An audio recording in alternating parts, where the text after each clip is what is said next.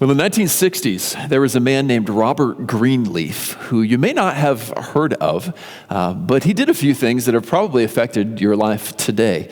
He was working for AT&T in a very ambitious and cutthroat environment, and he was put off by that environment. This isn't the way business ought to be conducted. And so he did what very few people in that era did when they had corporate jobs that they were dissatisfied with. He quit. He left the company. And he said, there's a better way to lead people. So he began teaching on leadership, and he founded a whole philosophy, a whole model of leadership that endures and is taught in leadership schools and in churches today. And the basic idea was that leaders are in place to serve the people that they lead. They are not there to amass wealth and honor for themselves. They're not there to gain power and to enjoy the privileges of leadership. That's not the goal of leadership. No, he says the goal of leadership is to serve the people that you are leading.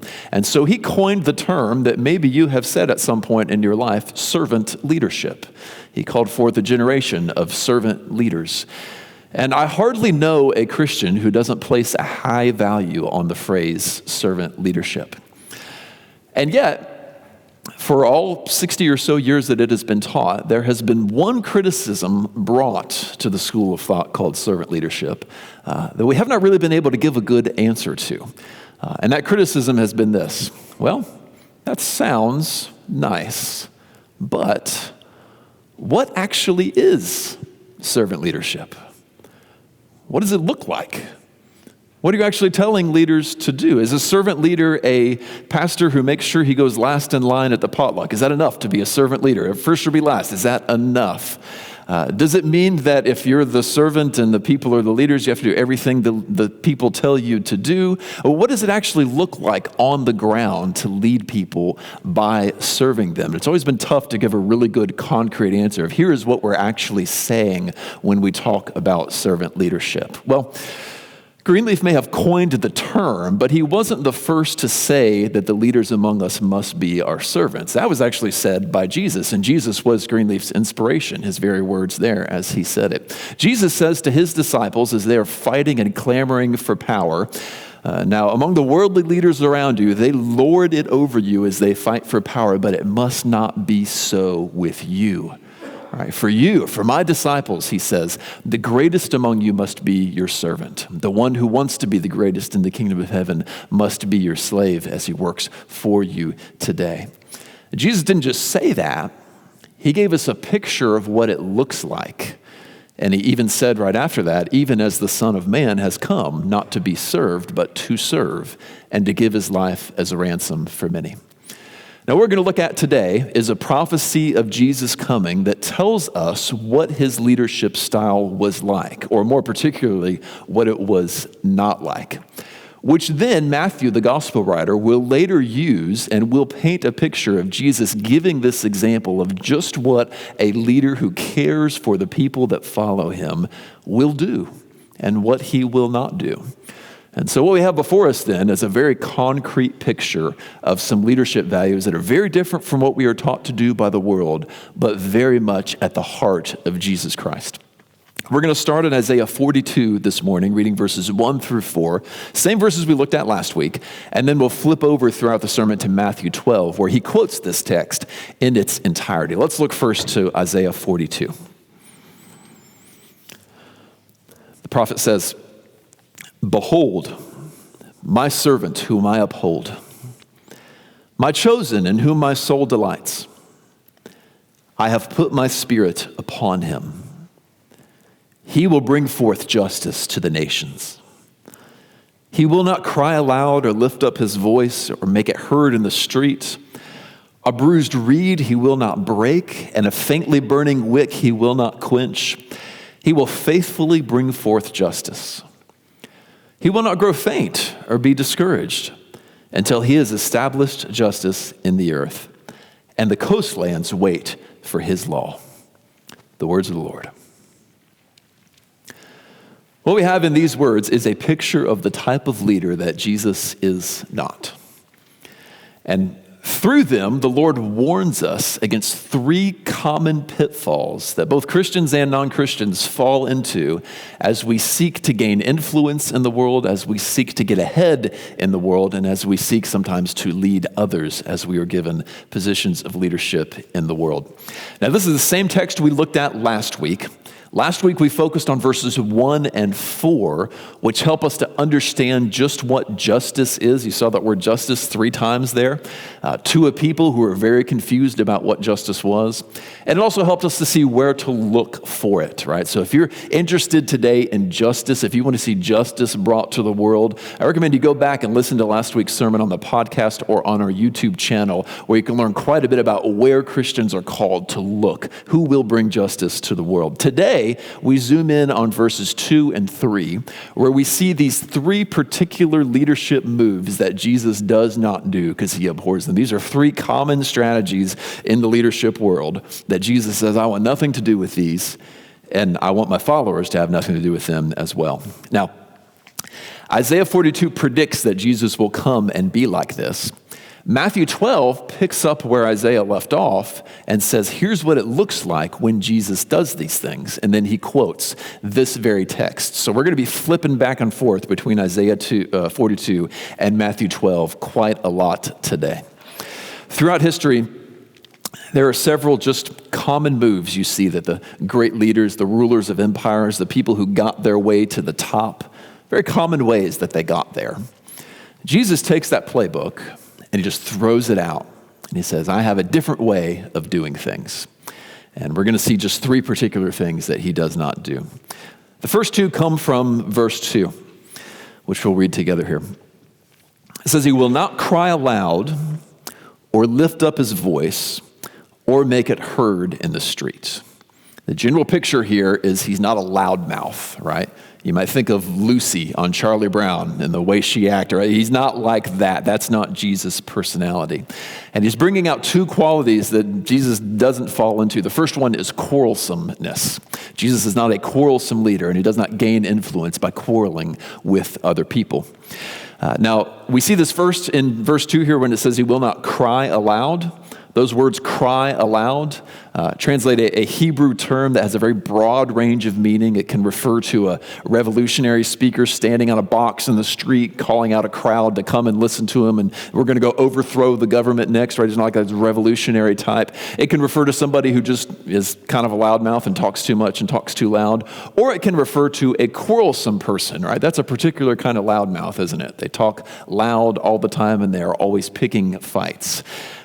That's a good way to render it, and one way we can know that comes when we flip to Matthew 12. Flip over to Matthew 12 with me, if you would. Now we're going to flip back, so keep a mark in Isaiah. Now, when Matthew quotes this passage, he translates it. He has it translated into Greek. He uses a Greek translation, and it looks a little different to us because it's gone from Hebrew to Greek to English rather than from Hebrew to English. And you're going to notice one difference here.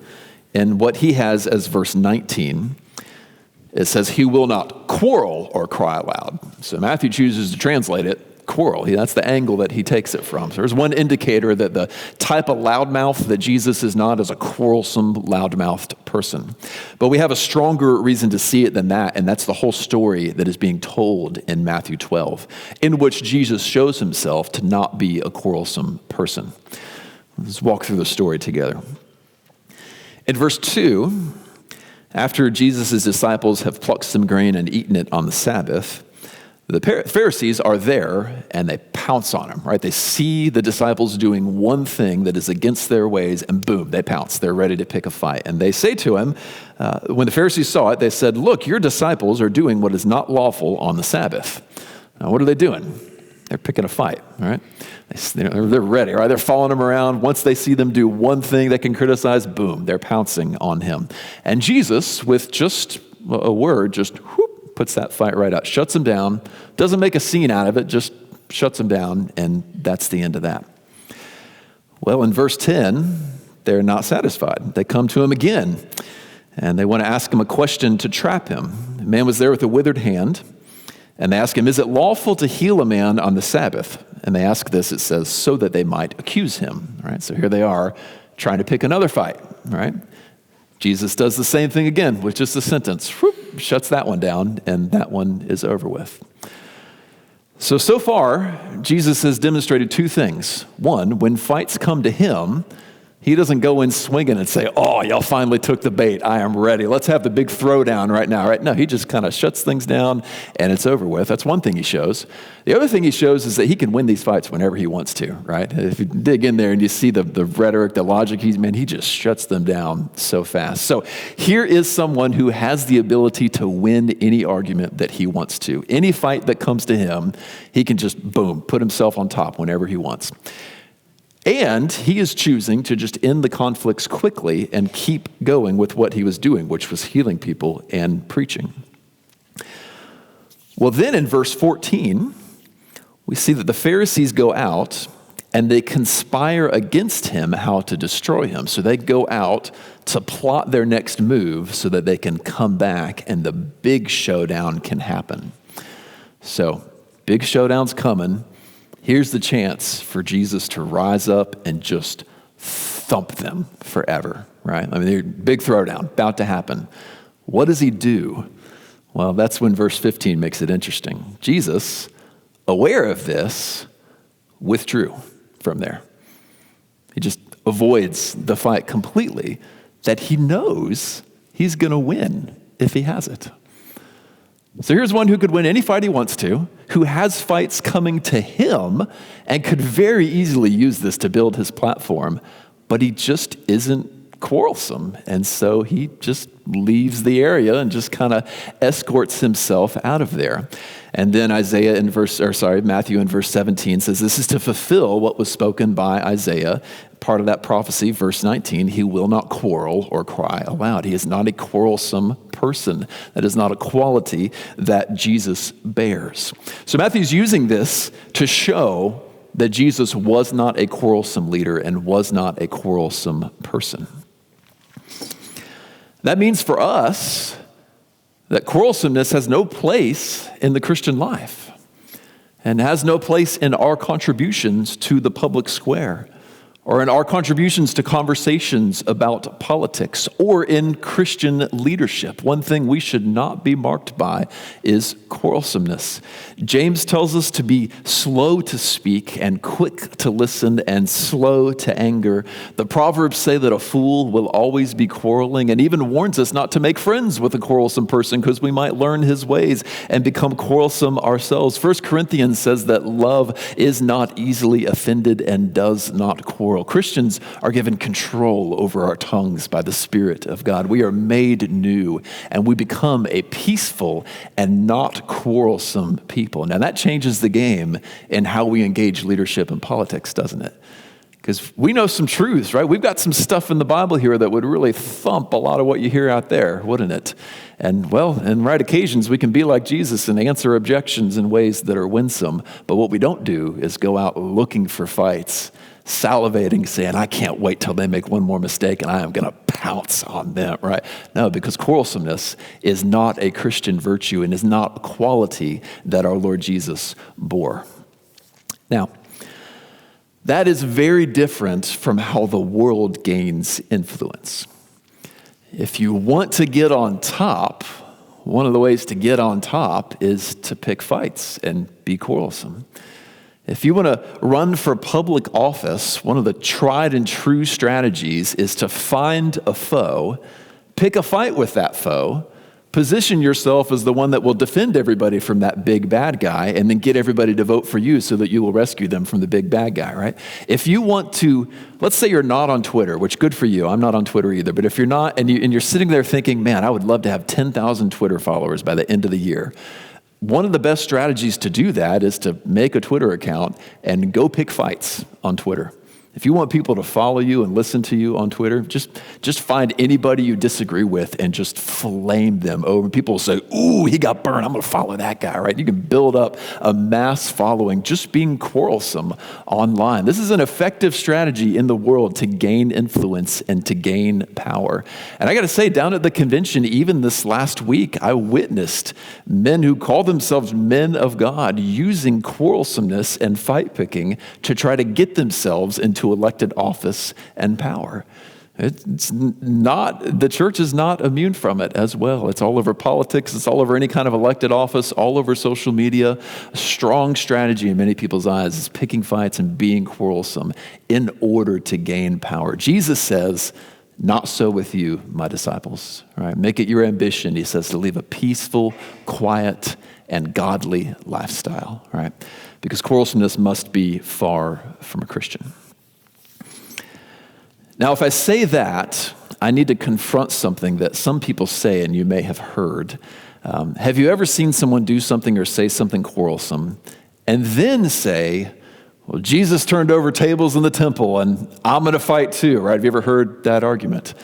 Well, I need to confront that real fast because it's one thing to try to justify sinful quarrelsomeness.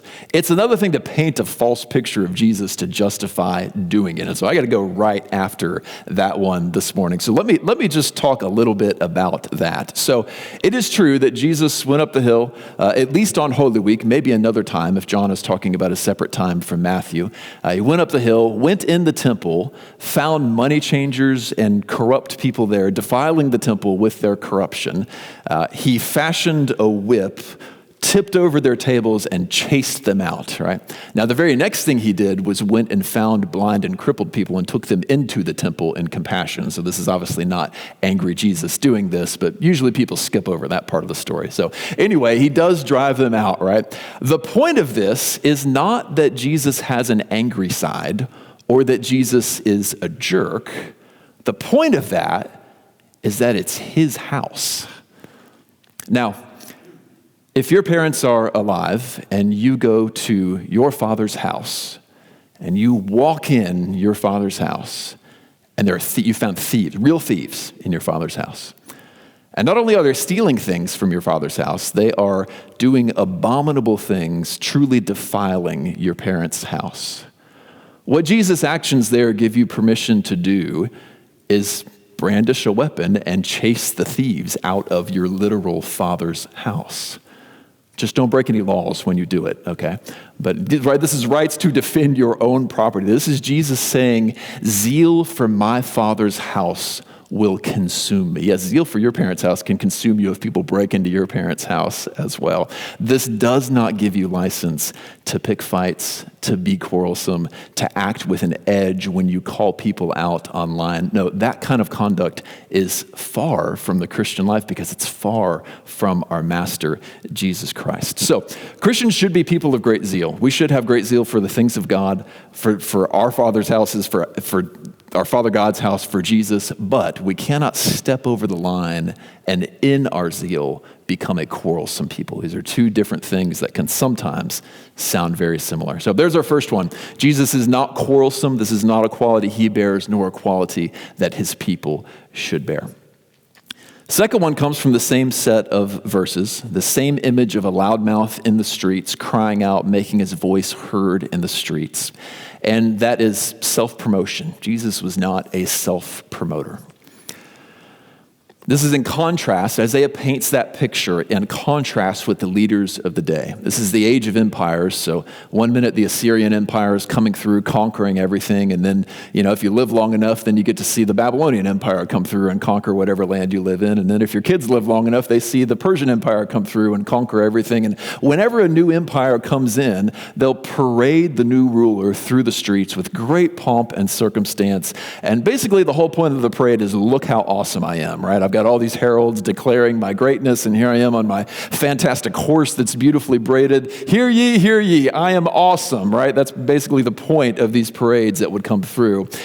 That's the image that's being confronted here when Jesus says he won't cry aloud in the street like this. He won't walk through the streets talking about how great he is because he's not self-centered and he's not a self-promoter.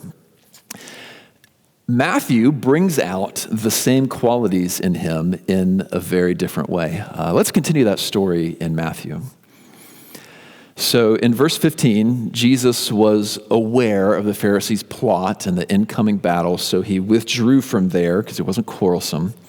And the next thing that happens is that there are many people who need healing, and they follow him, so he can't even get alone, right? And he heals all these people. So we're talking like mass healing. It says healed them all. So who knows how many people it is. And then he does the most interesting thing in verse 16. He ordered them not to make it known.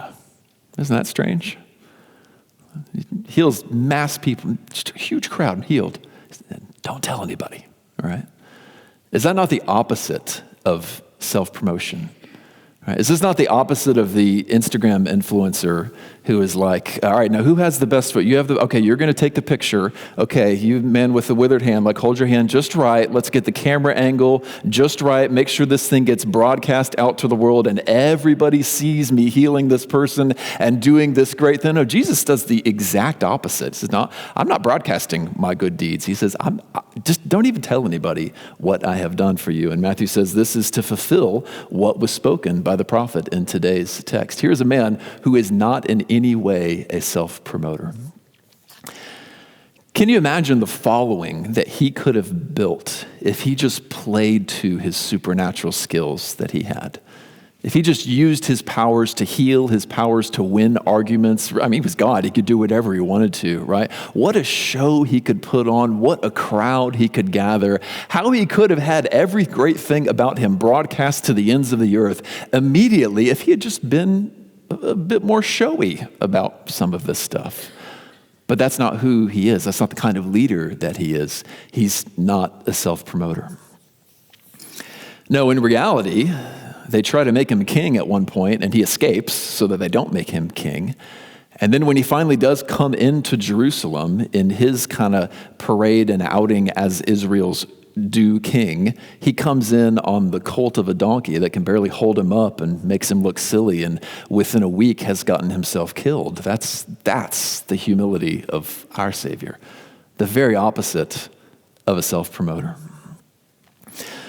So this is the way that worldly rulers gain power, right? Have you seen the way the CCP in China just controls the state media? And there's one big message that the state media in China says, which is your leaders are awesome. Follow your leaders, right? That's the whole point of the Chinese state media. This is done all around the world in many places. Leaders rise to power and they maintain power by projecting an image of their greatness to everybody. And Jesus says that that's not how I operate. No, I'm not a self-promoter. I don't tell everybody how great I am. Other people do that for me. As the Proverbs say, let another praise you and not you yourself. Or as James says, where there is selfish ambition and jealousy, that is the desire to get yourself out there that way, that leads to disorder, and every vile practice leads to conduct. As Jeremiah says, let the wise not boast in his wisdom, and the rich not boast in his riches, and the powerful not boast in his power, but let him who boasts boast in this. What is it? That he knows and understands me, that I am the Lord. Or as Paul lists his resume of how great a man he could have been and says, I count all of that as trash and sewage compared to the all-surpassing greatness of knowing Jesus, my Lord. No, Jesus is not a boastful one in himself, and we do not boast in ourselves, but we boast in him. That's what he calls us to do. So that means that Christians and Christian leaders have no place for boastfulness in our lives. He was the most glorious person who ever lives. And he reigns on the throne even now, and this group has even gathered to worship him. Is anybody more worthy of being boastful and exuberant about himself when he walked the streets on earth? But he just isn't boastful. It just isn't who he is or what he does. That says something about the very careful image management that a lot of us do on social media, right? Making sure that we look just perfect and awesome. It says something about the humble brags that some of us put out there, right? Like, I'm so humbled to have been honored with such and such a thing, and the real purpose of the post is that everybody knows that a great thing happened to you in your grade. This confronts some of our habits of self-promotion that happen online and in real life right now. So there's the second worldly tactic that Jesus doesn't use, self-promotion. All right, let's look at the third one, which comes from verse 3. The third tactic he doesn't use is crushing the weak, by the way. Verse 3 says, a bruised reed he will not break, and a faintly burning wick he will not quench. So we have two pictures here, a bruised reed and a candle that's about to go out. A reed is those kind of grassy plants that grow near the water, and they're firmer than like the grass in your yard, or like some of us, the dandelions and clovers in our yard. They're firmer than that, right? But they're not as strong as like the wood of the pew that you're sitting on. They're like in between that. And so they were sometimes strong enough to use for construction or for, having a pretend sword fight with or something. But they would get bruised, and when they got bruised, they weren't all that useful anymore. Sometimes they'd get wet there near the shore and kind of crumble on the side and fold like a straw and wouldn't be all that useful. Well, this image here is telling us that Jesus is unusual in that he could work with a reed that is bruised and damaged and somehow restore it and make it functional again. Another construction worker would pass that one over and say, I'll use the strong one, but he can go with the bruised one and not only make good use of it, but restore it and not break it. The other image we have is of a candle that is about to go out. You've probably worked with candles before, had a few in your house perhaps, and you know what it's like when it gets to just a glowing ember there and it's smoking, and if you do nothing, it's going to go out.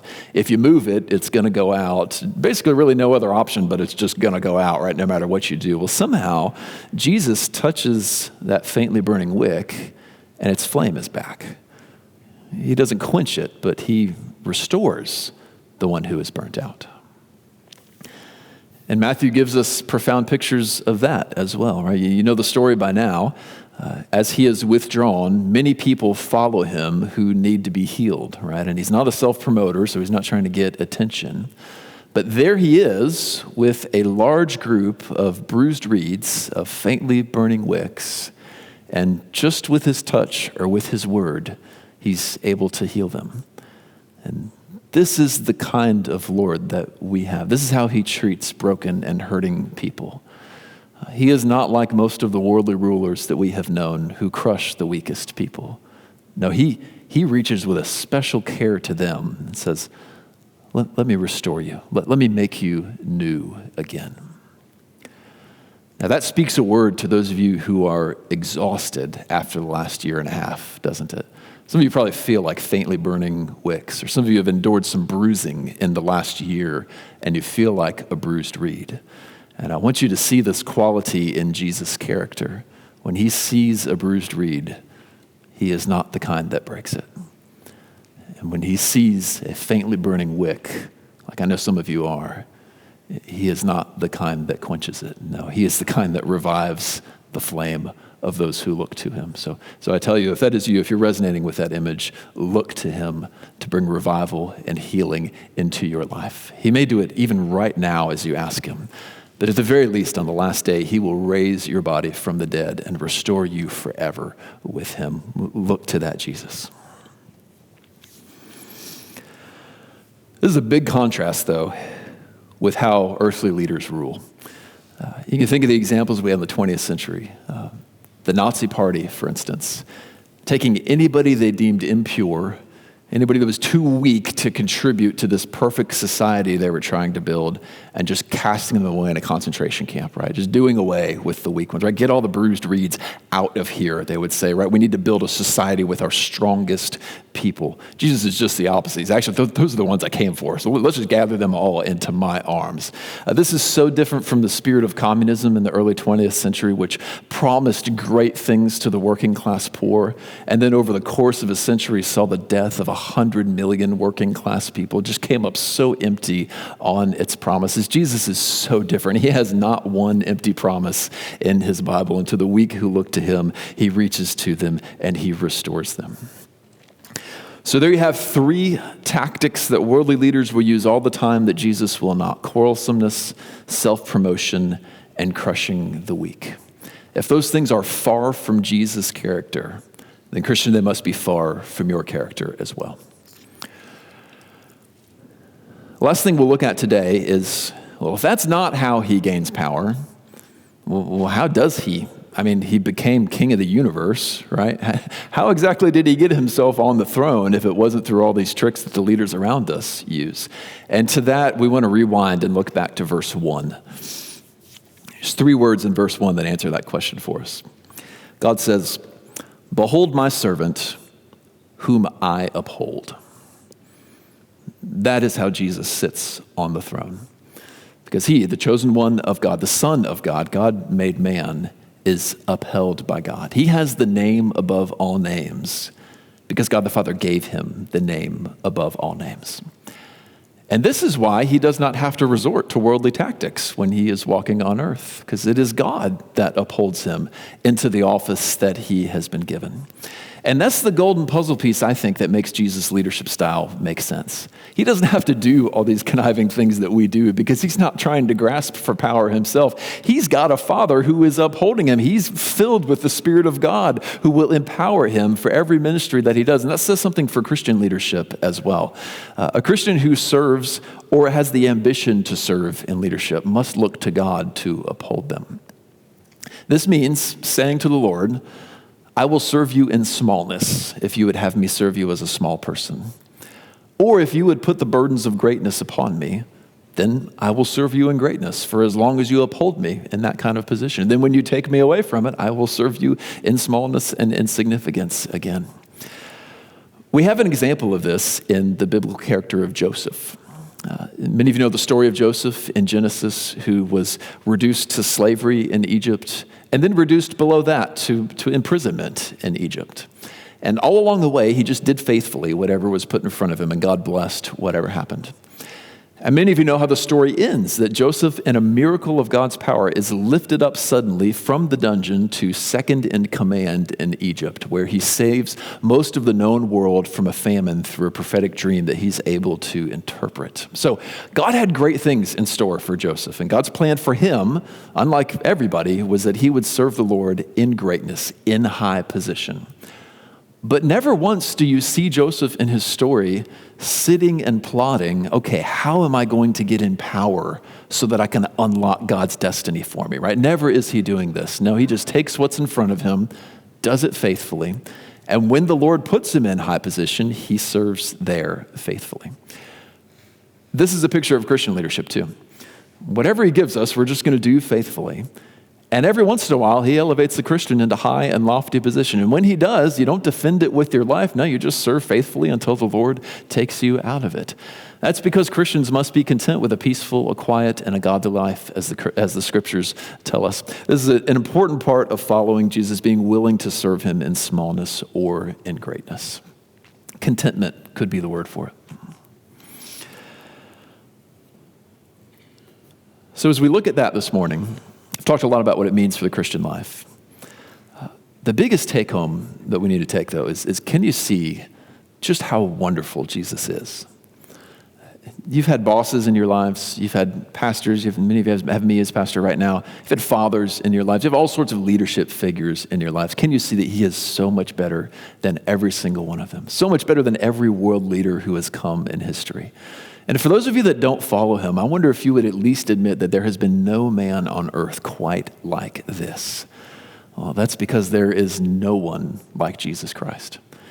That's because he is worthy of all of your faith and all of your trust. There's nobody like him in history. He was God made man. He was the perfect offering of God to cover for our sins. He is the one who is risen from the grave, who reigns on the throne in power. And if you can see in these details of his character how great he is, I wonder if you're willing to put all of your faith and all of your trust in this great one who has come for us. So that's my last call to you this morning. Place all of your faith in this Jesus, who is gentle, who is lowly, who does not quench a burning wick, and is not a loudmouth bully. Place your faith in this Jesus Christ. Let's pray together.